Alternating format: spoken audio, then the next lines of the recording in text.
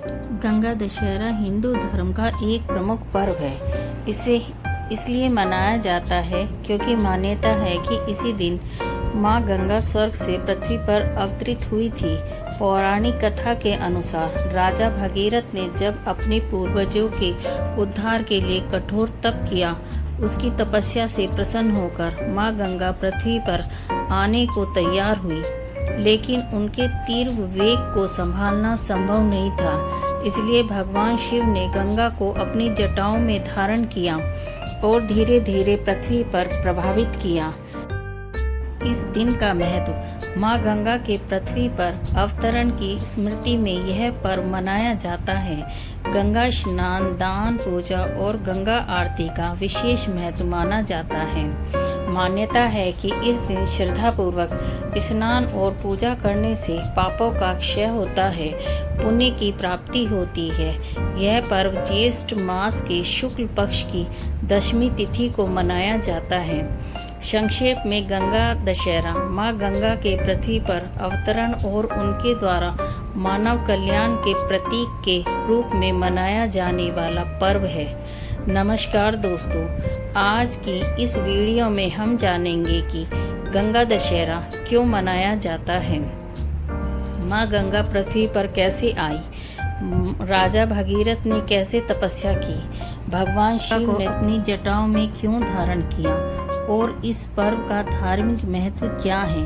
Video शुरू करने से पहले यदि आपको सनातन धर्म, पौराणिक कथाएं और धार्मिक जानकारी पसंद आती हैं तो चैनल को सब्सक्राइब करें और वीडियो को लाइक करें। सबसे पहले जानते हैं कि गंगा दशहरा क्या है। गंगा दशहरा ज्येष्ठ मास के शुक्ल पक्ष की दशमी तिथि को मनाया जाता है। मान्यता है कि इस दिन माँ गंगा स्वर्ग से पृथ्वी पर अवतरित हुई थी। इसीलिए इस दिन को गंगा के अवतरण दिवस के रूप में मनाया जाता है। अब जानते हैं पूरी कथा। बहुत समय पहले राजा सगर के अश्वमेध यज्ञ किया। यज्ञ का घोड़ा इंद्र द्वारा छिपाया गया और वह कपिल मुनि के आश्रम के पास पहुंच गया।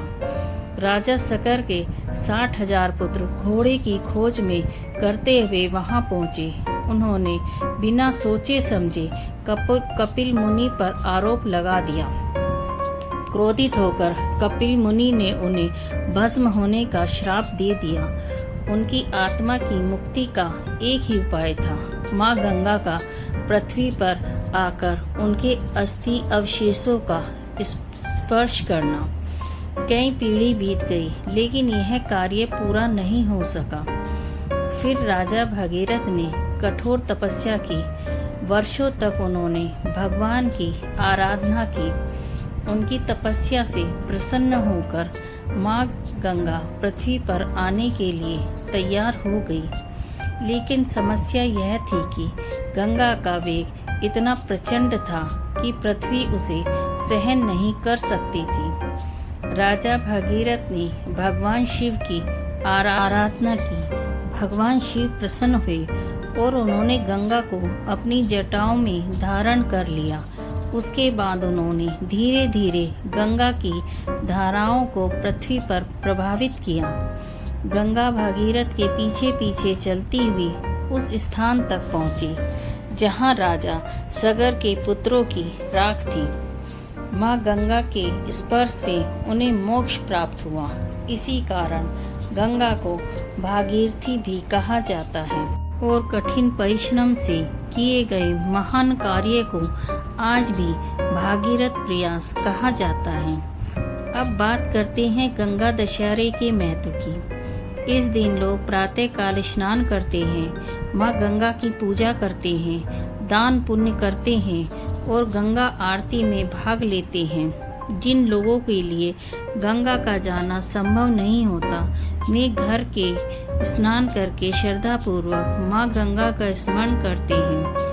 धार्मिक मान्यता है कि इस दिन श्रद्धा और भक्ति के साथ पूजा करने से मन को शांति मिलती है और व्यक्ति अच्छे कर्मों के लिए प्रेरित होता है। गंगा केवल एक नदी नहीं, बल्कि भारतीय संस्कृति, आस्था और सभ्यता का प्रतीक मानी जाती है। करोड़ों लोगों का जीवन गंगा से जुड़ा हुआ है। दोस्तों, आपको गंगा दशहरा की यह कथा कैसी लगी? कमेंट में हर हर गंगे जरूर लिखिए। अगर वीडियो पसंद आई हो तो लाइक करें और अपने परिवार के मित्रों के साथ शेयर करें और ऐसी ही धार्मिक वीडियो देखने के लिए चैनल को सब्सक्राइब करना ना भूलें। धन्यवाद। हर हर महादेव, हर हर गंगे।